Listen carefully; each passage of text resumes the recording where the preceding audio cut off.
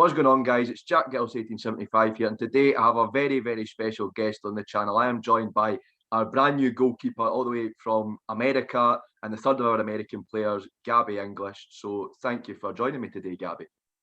Thank you for having me. This is so exciting. So I'll just ask you a few questions today about, what's it like being a goalkeeper and everything like that. So my first question, because I've never interviewed a goalkeeper before, is why did you choose to become a goalkeeper? So I always joke, I didn't choose to be a goalkeeper, goalkeeping chose me. So basically, when I was a kid, I actually played out on the field. And our goalkeeper at the time was not feeling well. And so our coach had turned to the bench and he's like, I need somebody to go in. And the girl sitting next to me was like, I'll do it. So I'm like helping her put her gloves on and stuff. And her mom starts walking up to the field. And so she turns to me and she's like, can you go in? Like, I want my mom to see me play. And I'm all like, in my head, I'm like, no. But I was like, yeah, sure. Like, it's just one game.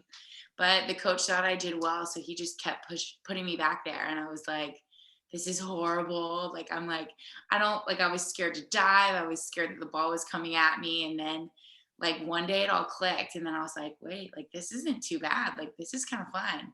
So goalkeeping chose me.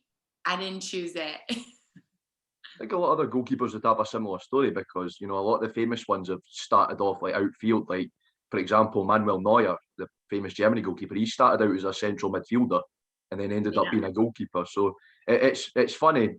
So my next question for you is, obviously, as a goalkeeper, who are your goalkeeping idols? What goalkeepers did you look up to? So I have some for the women's and some for the men's game, I'll say.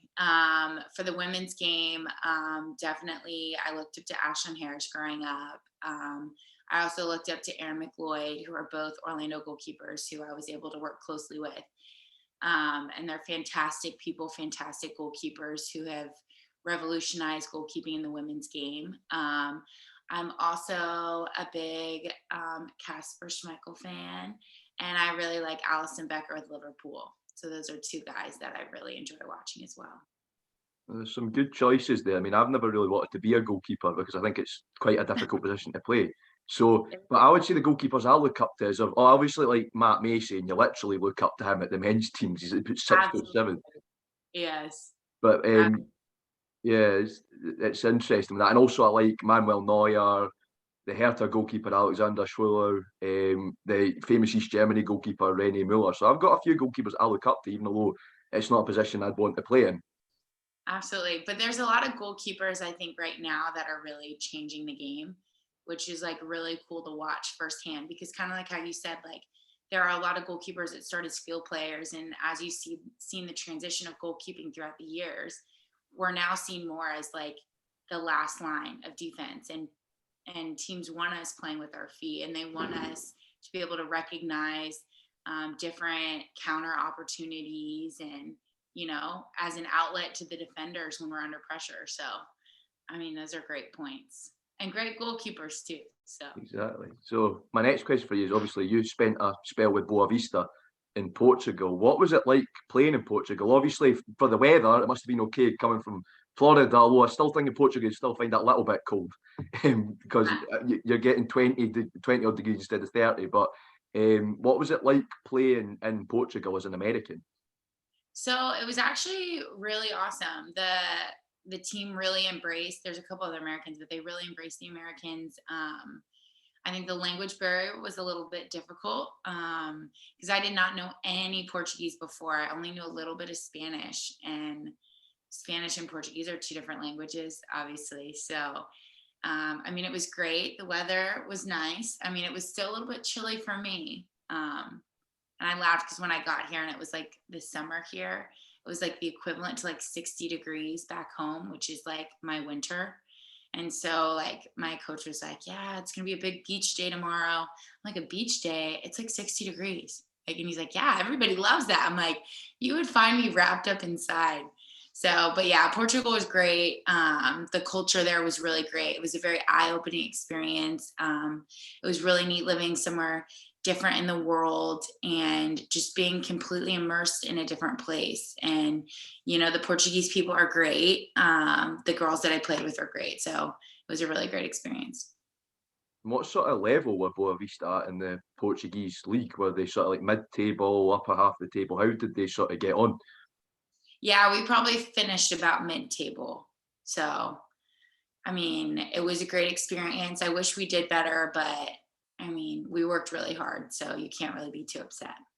And that's good. I think that is a pretty good level because I think there's a lot of bigger teams in Portugal, like all the Lisbon clubs that are better. So, I think that's good. Like I was talking about that when I talked to Tony about her time in Austria, how the Vienna clubs and everything were sort of bigger than the club she played for back at Innsbruck. So, I suppose it is interesting that you get that, like different teams at different levels. So, my next question for you is: how does the women's game in Portugal compare to the women's game in Scotland? Is there like a different level of play, or did you notice it was about the same? Yeah, I would definitely say that since I've been here, the Scottish level is a higher level than what I experienced while I was in Portugal. It's also a little bit different in the sense that I would say that Scotland does a good job of not just playing football, like it being pretty and moving on and off the ball, but also having a lot of a different tempo to the game. In the sense that I would say the Portuguese like to move the ball more, where you see a little bit more physicality and aggression in the Scottish League, which I've kind of enjoyed because that's kind of similar to the style that we play back in the States. So Definitely. I think Portugal's very sort of South American. It's a bit like Brazil or Mexico, the way they like to do the pass and move, and it's a bit too fancy. I can't watch that because I watch Scottish and German football, and it's a completely different game in yeah, Scotland and Germany. And any time I watch Mexican or Brazilian or Portuguese football or Spanish football, whether it's men's or women's, because funnily enough, I was watching Barcelona Hoffenheim in the Champions League last night, in the Women's Champions League, and Barcelona just basically passed them to death. It's crazy the amount of passes Barcelona made in that game. yeah. So my next question for you is: what was your favourite moment with Boavista, if you have one? Let's see. I think maybe my favorite moment was just arriving and meeting the team. I mean, there were great moments in games and stuff, and I feel like that's always the easiest game of, I remember when you beat this team, or I remember when I made this PK save. But I think there was something really to be said of going to a different country and the team just really embracing you and making you really feel welcome, even though there is that language barrier. So I really enjoyed my first day there and just how welcoming the group was, and how adapting they were with allowing the Americans to come in and express our style of play as well. So It's interesting that because obviously Tony's similar to you, but she's played abroad before, and she said in Austria it was really, really difficult with the language barrier. So it's good that you didn't really have as much of a problem with it in Portugal. So my next question for you is moving on a bit about football culture back home in the US. What's the football culture like in Florida? Of course, a lot of people will know the big MLS team in the state is Orlando City, and you've also got Inter Miami as well. So, what's the football culture like in Florida? So I can answer that from two perspectives of players and fans. I will say that there is no sort of fan kingdom I think that I've experienced in the football world like Scotland, and just how much you guys love your team and support your team. Like we went to this when Hibs played Celtic, and it was like pouring rain and freezing, and I kept thinking like, oh, this stadium's going to be empty. Like there's no way people are going to trek out in the rain today.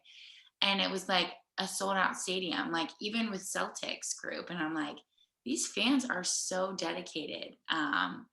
So I will say back home, we do have a following with soccer back in the States. It's nowhere near where it is with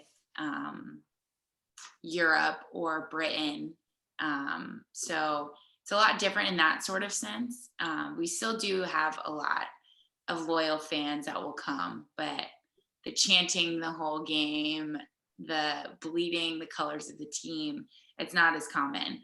And then I'd say from a player's perspective, I would say through the women's game, our women's team is kind of at the forefront of the world, and we're a powerhouse. And I think that our league demonstrates that. I mean, we have some of the best players in the world. And even if you look, some of the best players at the Orlando Pride, we have Ashlyn Harris, Allie Krieger, Marta, Alex Morgan, Sydney LaRue. Like, we have these unbelievable players that are, paving the way for women's soccer, not just in the States, but worldwide. And, I think our men's programs are also kind of on that cutting edge as well. I think we have a lot of influence on our men's side, especially from other countries, especially South America, and just kind of the growth of soccer in the States, which is kind of cool to watch. Well, it definitely is. I've been following the MLS quite closely recently, and it's interesting to see how it's been growing. But at the same time, obviously, the Canadian teams tend to do a bit better. I've seen Vancouver are doing really well right now, which is funny. I don't get why they play in America, but the Canadian Yeah. league, the Canadian Premier League isn't very good. So I suppose that's probably why, to Yeah. stop like them dominating it, because I've seen the Canadian Premier League and it's not great at all. But the next question that's talking about Florida is, what did you think of Inter Miami when David Beckham came to town and set Inter Miami up? I've been desperate to ask you this, because when I found out you're from Florida, I've got to ask Gabby about Inter Miami. What did you think of that when that first all sort of happened? So I think there's something to be said about David Beckham alone and just the excitement that he brings around the soccer world worldwide, I would say. And so I think when it was first announced that he was going to start a team in Miami, there was so much excitement that not only that he was going to be in Miami, but that he was kind of going to be leading it. And just kind of like the excitement of that's more investment in soccer in the States, and that's more investment in the growth of soccer. And now we have influence from one of the best players, like, who's ever done it. Like, so I think you had a lot of people who were really excited, like true soccer fans. I mean, I was excited when I heard that they were opening a team down there, because there's not a lot of, or I should say, there's not as much opportunity in America as here, or in Europe, or in other places in the world, in the sense that we don't have that many teams, especially on the women's side. But I mean, you don't really have that much opportunity, which is why you find a lot of Americans looking to play elsewhere. So, I mean, for me, one extra team, one more local team that I can go and like watch. I mean, I support Orlando, but now I can watch Orlando closer to home, because it's kind of hard to travel. Like in Scotland, you guys are all kind of like an hour or two away, where Orlando to Miami is like 4 hours. So it's like kind of hard to support your teams and travel. So I think that's interesting about the distances, because I've obviously seen that in other American sports like NFL and everything. It's difficult, for they don't get much of an away following, and then the people they do get usually just live in that city anyway. And then yeah, months and months and months ago, I had a guy on from a Russian team. He was talking about how in Russia, the nearest away game to his team in the Russian second division was like 8 hours away, and that's not even considered a long distance in Russia either. So yeah, I think it's crazy. And the distance is the same in America, because obviously in the MLS with the Eastern Conference, you get a team like Vancouver playing a team like New York Red Bull. That's quite a long journey from Vancouver to New York. So it's really, really interesting. And then the other thing I want to ask is, obviously they've got quite a big Hispanic community in Florida.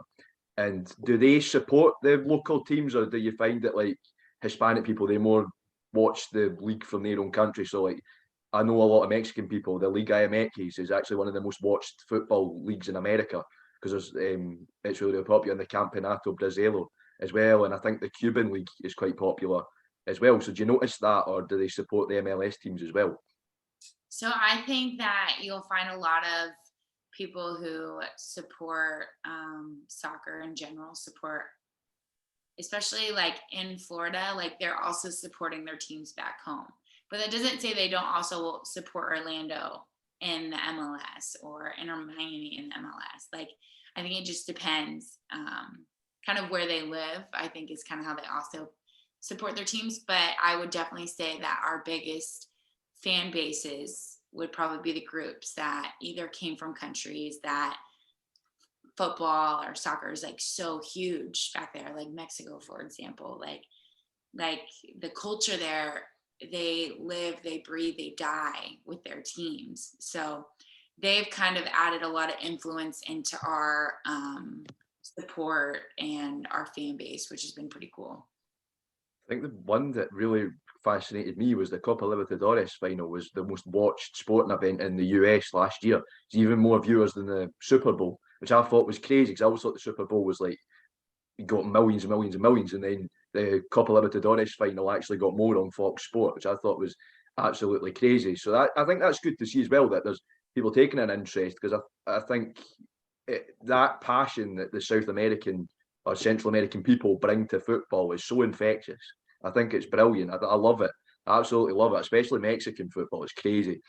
So my final question about America before we move on a bit to talk about your time at Hibs is how do you think like the American national team's doing, both at men's and women's, and who are your favourite players right now? Oh, that's a good question. So I think that, like I've said before, I think that our women's team is kind of leading the world, just in the way that the dynamics of the team are run, the style of play. Like, I think the U.S. women's national team will always be dominating and will always have a target on their back, in the sense that if you look at our history, we probably won the most, especially the biggest cups and the biggest titles. And so I will say national team players. I'll try to answer this different. Maybe I'll stay away from the goalkeepers because I already told you which goalkeepers I like, but I'd probably say Julie Ertz. I really like her. I like her style of play. She's a really hard worker. She's got great faith, both on and off the field. So I think she's a really great human, and I think she's a really great player. And so I enjoy personally watching her play. And then with the men's side, I think our men's side is developing a lot. I think our men's side still has a ways to go to catch up to where the women's side is, ranking wise, and I guess with the target on the back. Like, they don't have as much of a target on their back as we do on the women's side. So I think that they are developing still. I think we have a lot of great players that are playing in England. We have Christian at Chelsea. We have Zach Steffen, one of our goalkeepers at Man City. So our men's game is definitely developing, which is an exciting thing to see, especially that they're coming over and playing in England and other places in the world. So I think they're on the right path to start to grow. I mean, it's going to be tough for them to compete against teams like Italy and Spain and Brazil, but I think they're on the right path. I definitely agree. And well, as a Bundesliga fan, Giovanni Reina at Borussia Dortmund, quite a good young star. I'm a bit annoyed you didn't name Chris Mueller there, coming to Hibs in January. It'll be Yes. And obviously, we've had some American legends over the years. I use legend in the loose sense of the word, but we had Jonathan Spector played like a tiny little amount of time at Tynecastle in a derby once, and I've told this story before when I interviewed Alexa, but I thought it was some sort of joke when I seen him stripped off, ready to go onto the pitch at Tynecastle. I was like, when did we sign Jonathan Spector? And then we had Emerson Hindman a few seasons back as well. So we've had a few American players in the past, but I'm looking forward to Mueller coming over. Yeah, I hope he was great with Orlando. So fingers crossed. I think that's good that you've actually seen him firsthand, because you know what sort of player it is. So fingers crossed, him and Deutsch do well up front together. Oh, absolutely. I think that's going to be a partnership to behold. That. So we'll move on to talk a bit about Hibs now. And first of all, one aspect of your game that myself and other supporters sort of instantly noticed was how loud you were on the pitch, and we weren't really used to that with Scottish goalkeepers. To be honest, I think Scottish goalkeepers have a different style of game. So how did the rest of the team react, like in the first training session when you first started, playing your game, and how did the team react to how loud you were when you first started? Yeah, I probably scared them at first. I'm just kidding though. Yeah, I think they just weren't expecting it at first, but they really taken to it. And they were very accepting of my style, and they were very trusting in the information that I'm giving, which is huge for me because I always tell them, like, you can trust with what I'm telling you. I'm moving people behind you as well. So, like, I have a big picture going on, and everybody's been super accepting and willing to adapt, especially with my loud voice. I mean, can't miss it. But yeah, I mean, I was told when I came over, like, no Scottish goalkeeper yells like you do. I'm like, well, good. Well, Then that's it'll I be think extra it's loud for me. fantastic. I think it's fantastic. Honestly, your enthusiasm as well is brilliant. It's something that like adds to our game so much, and I absolutely love it. And I think that that Kilmarnock game, which we'll talk about in a minute, the first game I've seen you play, I was like, wow, this is amazing. And we've all picked up, obviously, on my podcast that I'm on, the Strong Opinions Hibs podcast. Calvin picked up instantly at the Stirling University game as well, and he loved it. So it's good. But obviously, I volunteer with Edinburgh City Women, and we've got an American goalkeeper as well, Kelly Hanman, and Kelly's quite loud as well. So I think it's good.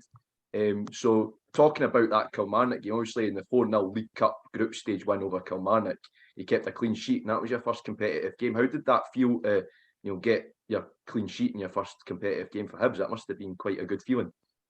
Yeah, it definitely was a good start. And I mean, I always say, like, I could never get a clean sheet if the people in front of me weren't doing their job as well. So I think it was a great team effort. I think we were very disciplined defensively, top to bottom. I mean, it's not just the back four, it's your midfielders and your forwards as well doing their jobs right. So, yeah, I mean, it's always great to get a clean sheet. I think that speaks volumes to the defensive effort of the group. So, it was a good feeling. It was exciting. So good start.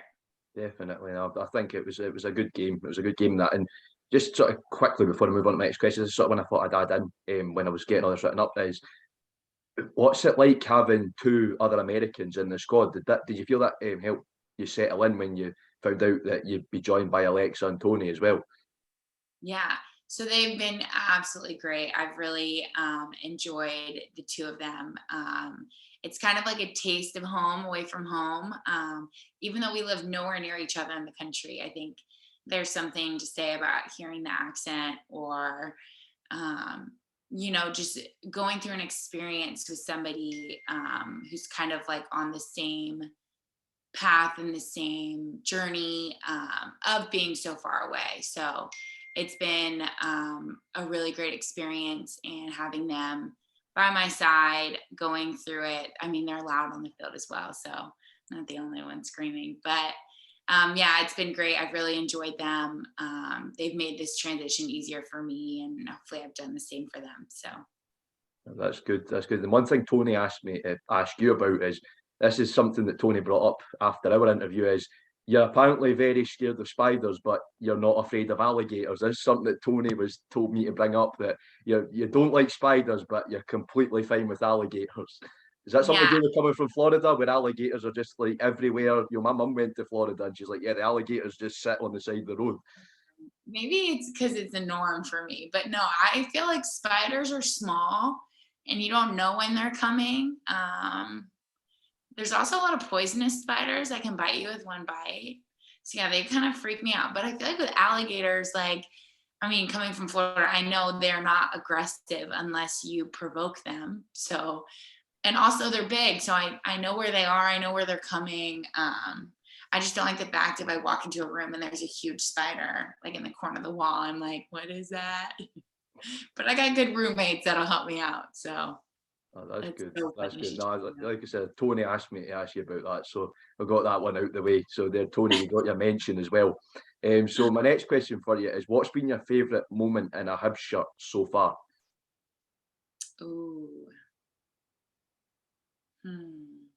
I think my favorite moment so far would probably be, um, I think maybe our league opener against Spartans. We had a 3-0 win there. And I think that from the past, I know that the scores between Spartans has not really been that much of a lead. So I think for us, it was a great start to our season. I think we were like, wait, like we actually got a shot at this. I mean, we knew we did, but like I think when we put forward that effort, like we were like, wow, like we are good. Like we have a shot to win this league. Like we have a shot to take home cups. Like, so I think that was a really good feeling. Just to start off, just not only to start off strong with a lot of goals and a shutout, but like the history of, you know, of the games between us and Spartans, and they're also an Edinburgh team. So I think it was good to start off really strong like that. Now, you made some good saves in that game. I remember I was really, really happy with how that went because, like you said, the games against Spartans were always really, really close. I didn't know how it was going to go down, but it was fantastic. Also, I made the joke that Team America was on fire because you made some great saves and Alexa scored as well. So Team America were on fire that day. So my final question for you today, Gabby, and this is the tough one. I always spring this one on people, is sum up your time at Hibs so far in one word. I got to think carefully. I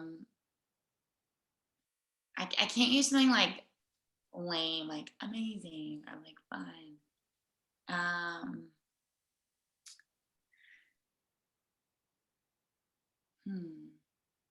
This is a hard question. I would say just, I want to say like exceeding expectations, but that's more than one word. So I'll just say brilliant. I'll do it. There's That's a little that's bit a of good one. English word too, brilliant. Yeah, it's been absolutely brilliant every sort of sense, between the people, the staff, the city, the football, the culture, just everything has exceeded all my expectations, and everybody's been so kind and so welcoming. And you know, when I signed here, I had a good feeling about it, but being here has just confirmed it. So I've been so happy. That's good to hear. And that concludes my interview with Gabby. So, first of all, Gabby, thank you again so much for taking your time out to speak to me. Thanks for having me. It was so fun. So, remember, guys, to leave a like if you enjoyed the video, smash that subscribe button if you're new to the channel, because you get unique football and content like interviews, stories about East German football, German football. So, remember to hit that subscribe button if you haven't already, and I will see you all in a while. Jack out.